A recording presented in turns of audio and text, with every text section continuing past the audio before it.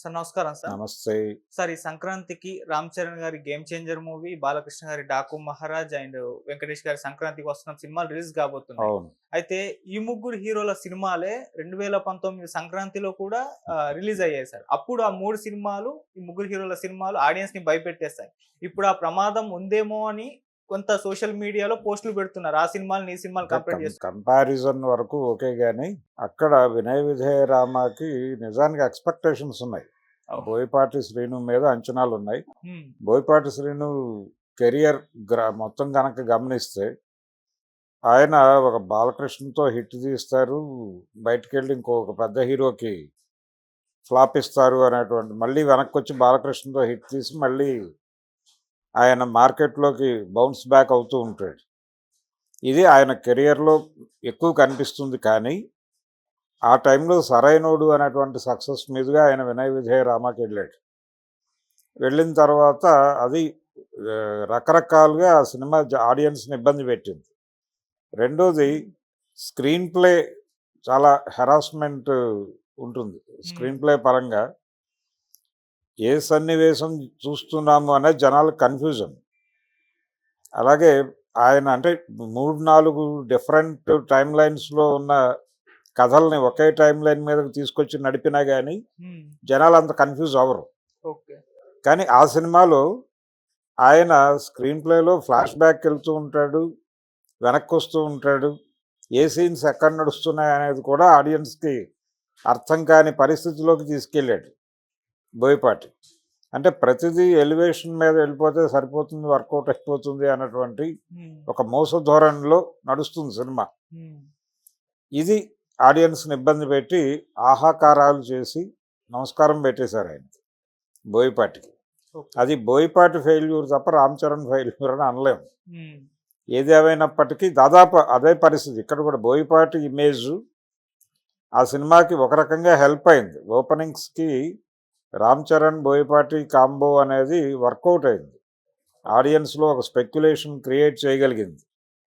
కానీ ఇక్కడ పరిస్థితి వేరు. ఇప్పుడు 'గేమ్ చేంజర్' విషయానికొస్తే, ఇక్కడ శంకర్ మీద కొంత ఇబ్బందికరమైనటువంటి పరిస్థితి ఉంది. హ్మ్. అంటే ఆయనకి ప్రీవియస్ మూవీస్ ఏవి ప్రాపర్‌గా ఆడిన సినిమాలు లేవు ఒకటి. రెండోది 'భారతీయుడు 2' అనేది ఇది ఆపి అది దాని షూట్‌కెళ్ళాడాయన. అది చాలా డిజాస్టర్ అవ్వటం అనేది, దాని ప్రభావం ఈ సినిమా మీద ఉంది. ఓపెన్‌గానే చాలామంది మాట్లాడేస్తున్నారు ఆల్రెడీ. అంటే సీనియర్ ప్రొడ్యూసర్లు కూడా వద్దంటున్నా శంకర్‌తో సినిమా అనుకున్నాడు దిల్ రాజు. అది చాలా ఆత్మహత్య సదృశ్యం అన్న లెవెల్‌లో మాట్లాడేసిన వాళ్ళు ఉన్నారు. అయితే ట్రైలర్ చూడటం ద్వారా కొంత ప్రపంచానికి హోప్ వచ్చింది 'గేమ్ చేంజర్'కి సంబంధించి. హ్మ్. అంటే ట్రైలర్సు, పాటలు ఏవి కూడా మరీ అంత ఇబ్బందికరంగా అయితే లేవు. ఓకే. ట్రైలర్ అంటే నిన్న రిలీజ్ అయినటువంటి ట్రైలర్ కూడా కొంత హోప్ ఇచ్చే పద్ధతిలోనే ఉంది. హ్మ్. ఇది 'వినయ విధేయ రామ' అయ్యే పరిస్థితి అయితే కనిపించడం లేదు. హ్మ్. అయితే జనాల్లో బజ్ లేదు ఈ సినిమా మీద. అది ఓహ్! వాస్తవం. హ్మ్. ప్రతి వాళ్ళు వెయిట్ అండ్ సీ అన్న పద్ధతిలోనే ఉన్నారు. అది థియేటర్స్‌లోకి వచ్చిన తర్వాత, షో పడిన తర్వాత టాక్ స్ప్రెడ్ అవ్వాల్సిందే తప్ప, ప్రస్తుతానికైతే సస్టైన్ చేసింది. జనాల్లో ఉన్నటువంటి అభిప్రాయాలని, ఏమో ఈ సినిమా ద్వారా మళ్ళీ శంకర్, పాత శంకర్ కనిపిస్తాడేమో అనేటువంటి ఒక హోప్ అయితే క్రియేట్ అయింది. హ్మ్. ఈ హోప్ మీదే గేమ్ నడపాలి రేపు. అది దీని పరిస్థితి. ఓకే. బాలకృష్ణ గారి పరిస్థితి ఏంటంటే, అప్పుడు కథానాయకుడు అనేది ఎన్టీ రామారావు గారి బయోపిక్ అన్న పద్ధతిలో తీశారు వీళ్ళు. హ్మ్. కథానాయకుడు, మహానాయకుడు అని 2 భాగాలుగా తీశారు. అది మొదట అనుకున్నది రామ్ గోపాల్ వర్మతో. రామ్ గోపాల్ వర్మతో చేయాలనుకున్న ప్రాజెక్టు హ్మ్. స్క్రిప్ట్ దగ్గర కొన్ని ఇబ్బందులొచ్చి, అంటే ఎలా తీయాలి అన్న దగ్గర వీళ్ళకొక స్కీమ్ ఉంది. ఆయనకొక స్కీమ్ ఉంది. ఈ 2 స్కీమ్స్ వీళ్ళ ఐడియాలజీస్ వర్కౌట్ అవ్వక ఆయన వెళ్ళిపోయాడు. హ్మ్. ఆ తర్వాత తేజ దగ్గరికెళ్ళింది. తేజని అనౌన్స్ చేశారు. తర్వాత తేజకి కూడా నడవలేదు అది. ఫైనల్‌గా క్రిష్ వచ్చి కూర్చున్నాడు. క్రిష్‌తో ఆ సినిమాని వర్కౌట్ చేశారు. వాళ్ళు చెప్పిన పద్ధతిలోనే సినిమా నడిచింది. హ్మ్. ఆ సినిమా వెనకాల రామారావు గారి జీవితాన్ని చెప్పాలి అనేటువంటి తపన కంటే కూడా, హ్మ్. ఎన్టీఆర్ని అడ్డం పెట్టుకొని ప్రస్తుత రాజకీయాన్ని ఎలా మాట్లాడాలి అన్నదానికి ఎక్కువ ప్రాధాన్యత ఇచ్చారు. అంటే ఎన్టీఆర్కి చంద్రబాబుకి ఉన్నటువంటి రిఫ్ట్ ఇవన్నీ రకరకాల వ్యవహారాలు ఉన్నాయి. వీటిని వాళ్ళు ప్రస్తుతం ఉన్నటువంటి పార్టీ విధానాలకు అనుకూలంగాను, ప్రస్తుతం ఉన్న తెలుగుదేశం పార్టీకి అనుకూలంగాను వాటిని షిఫ్ట్ చేసి తీశారు. అది కొన్ని నిజాలని పక్కకు నెట్టేసిన పరిస్థితి. అది ఆ ప్రభావం వల్ల మహానాయకుడు దెబ్బతింది. కథానాయకుడి దగ్గరికి వచ్చేసరికి ఆయన జీవితంలో ఉన్నటువంటి అనేక పోరాటాలు ఉన్నాయి. ఆయన నటుడిగా కూడా చాలా ఫేస్ చేశాడు. ఆయన చాలా ఇబ్బందులు ఎదుర్కొన్నాడు. చాలామందితో యుద్ధం చేయాల్సినటువంటి పరిస్థితులు దాపురించినాయి. అలాగే ప్రధానంగా ఈ సినిమాలో ఒక గందరగోళం ఏంటంటే, మెడ్రాస్ నుంచి ఇక్కడికి ఇండస్ట్రీని తీసుకురావడానికి వాళ్ళిద్దరూ సుముఖంగానే ఉన్నారు. రామారావు, నాగేశ్వరరావు వాళ్ళిద్దరూ కలిసి కృషి చేశారు అన్న పద్ధతిలో నడుస్తుంది. కానీ అలా జరగలేదు.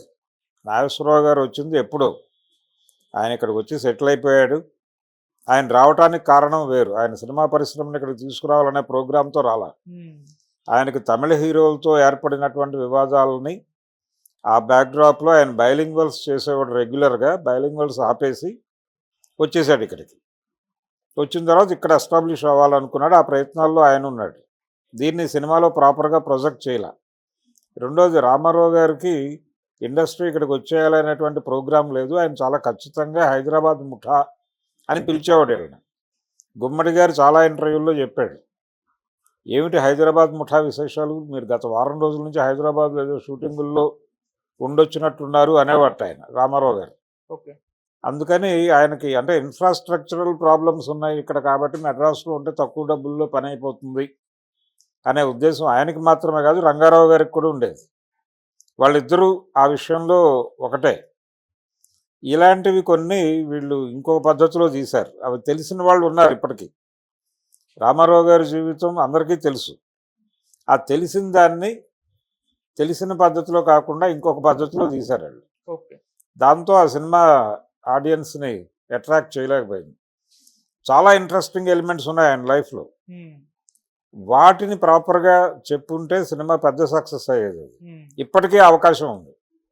ఇప్పటికీ ఎన్టీఆర్ లైఫ్లో ఉన్నటువంటి డ్రామాని ఆయన ఎవరెవరితో ఎలా ఘర్షణలు పడ్డాడు అనే దాన్ని ఎస్టాబ్లిష్ చేస్తూ సినిమా చేయగలిగితే, అలాగే ఆయన తీసిన ప్రతి సినిమా వెనకాల ఆయన సంసార్తో దాదాపు 6 సినిమాలతో యుద్ధం చేశాడు.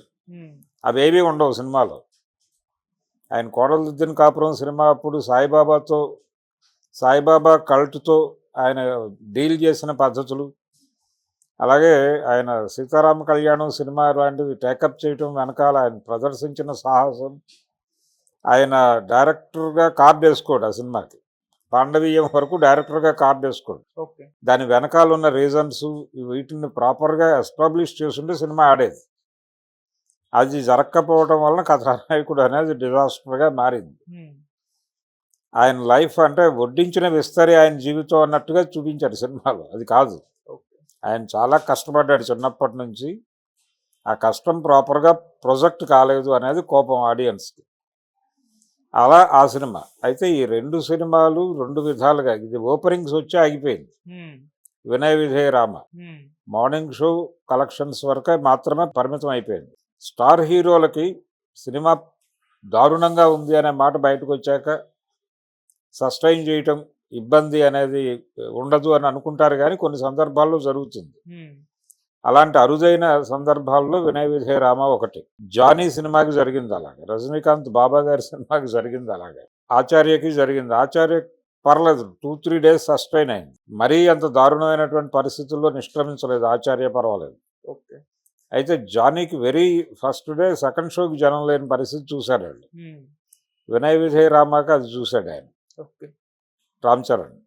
కాబట్టి ఆ 2 సినిమాలు పక్కన పెడితే వీటి వలన, ఇవి వేసిన నెగిటివ్ ఇంపాక్ట్ వలన F2 నడిచిపోయింది, వర్కౌట్ అయింది. ఇప్పుడు మళ్ళీ అదే కాంబో వస్తుంది. అనిల్ రావిపూడి, వెంకటేష్ వాళ్ళే.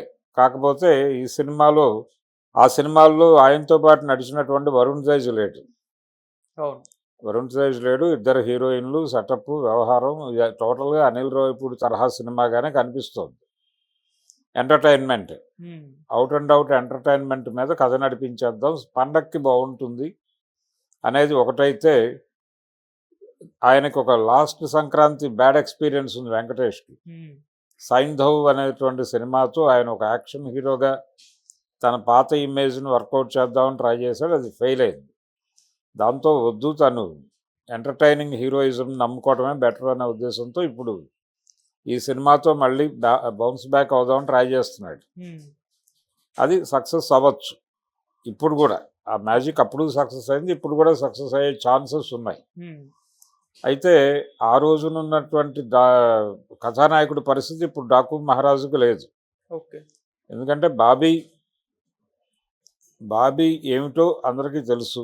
ఉమ్, వాల్తేరు వీరయ్యతో తను ఎటువంటి సబ్జెక్ట్ అయినా పర్టికులర్గా వింటేజ్ హీరోలని ఎలా ఈ జనరేషన్ ఆడియన్స్కి కనెక్ట్ చేయాలి అనే దానిలో అతనికి కొంత అవగాహన ఉంది అనేది వాల్తేరు వీరయ్యతో అర్థమైంది. వింటేజ్ హీరో మెరిట్స్ ఏమిటి, డిమెరిట్స్ ఏమిటి, అంటే వాళ్ళని ఇప్పుడు జనరేషన్కి కనెక్ట్ చేయడానికి దేన్ని వాడాలి అనేది తమిళ డైరెక్టర్లు చెప్పారు ప్రపంచానికి.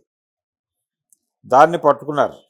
దాన్ని పట్టుకుని, అంటే రజనీకాంత్తోనూ కమల్ హాసన్తోనూ వాళ్ళు వర్కౌట్ చేసిన స్టైల్ ఒకటి ఉంది. ఉమ్, విక్రమ్ కావచ్చు, అలాగే జైలర్ కావచ్చు, ఈ సినిమాల్లో వాళ్ళు వర్కౌట్ చేసిన స్టైల్ ఒకటి ఉంది. ఆ స్టైల్ని పట్టుకొని ఫాలో అవుతూ వాల్తేరు వీరయ్య డిజైన్ చేశాడు. ఈయన వింటేజ్ హీరోని ఈ జనరేషన్ హీరోకి కనెక్ట్ చేయాలి అంటే ఏ రకంగా వెళ్ళాలి స్క్రిప్ట్ అనేది తను సక్సెస్ఫుల్గానే ఎగ్జిక్యూట్ చేయగలిగాడు అది. సో ఇప్పుడు అదే భరోసా ఉంది. బాలకృష్ణన్ కూడా ఆ లెవెల్లో ప్రొజెక్ట్ చేయగలడు అని, అంతకు మించి వెళ్ళాడని ప్రొడ్యూసర్ గారు చెప్తున్నాడు. ఉమ్, చూద్దాం ఏ లెవెల్లో. అంటే బాలకృష్ణ హ్యాట్రిక్ మీద ఉన్నాడు, ఇప్పుడు సక్సెస్ మీద ఉన్నాడు. ఉమ్, రెండో హ్యాట్రిక్ ఇది ఓపెన్ చేయాలి ఈ సినిమా, అందుకని మంచి ఎక్స్పెక్టేషన్స్ ఉన్నాయి. So Okay. ఇప్పుడు వెంకటేష్కి అంత ఈజీ కాకపోవచ్చు. ఆ రోజున వాళ్ళ సినిమాలు ఇబ్బంది పెట్టడం వల్ల అతని సినిమా ఎక్కువ రెవెన్యూ కలెక్ట్ చేయగలిగింది. ఉమ్, ఈసారి వీళ్ళ సినిమాలు కూడా బలంగా నిలబడే పరిస్థితి ఉంది. ఓకే. ముగ్గురు వస్తున్నారు మళ్ళీ, కానీ ఈసారి అది రిపీట్ అవుతుంది అనే వాతావరణం అయితే లేదు. ఓకే. ఆ ఫలితాలు రిపీట్ అయ్యే పరిస్థితులు లేవు. ఓకే. ఆ రోజున నిజానికి జనవరిలో కథానాయకుడు, వెంటనే మహానాయకుడు రెండూ రిలీజ్ అయినాయి. ఆ సినిమాలకి ఎంత అవకాశం ఇచ్చారంటే ఉచితంగా చూపించారు కొన్ని చోట్ల. ఉమ్, ఎయిర్ కండిషన్ థియేటర్లో సమ్మర్లో, అంటే ఏప్రిల్ వరకు నడిచింది అది. ఏప్రిల్లో ఎలక్షన్స్, ఉమ్, ఆ టైంలో కూడా జనాలు థియేటర్లోకి వెళ్ళా, ఉచితంగా ప్రదర్శించినా కానీ. ఓకే. కొన్ని చోట్ల లోపలికి వెళ్ళి కూర్చుని నిద్రపోయిన ఆడియన్స్ కూడా తెలుగుదేశానికి ఓటేయలేదు బయటకు వచ్చాక. ఉమ్, వైసీపీ బీభత్సమైన మెజారిటీతో గెలిచింది ఆ ఎన్నికల్లో, 19 ఎలక్షన్లో. ఈ రెండు సినిమాలు డిజాస్టరు, ఎలక్షన్లో టీడీపీ డిజాస్టర్.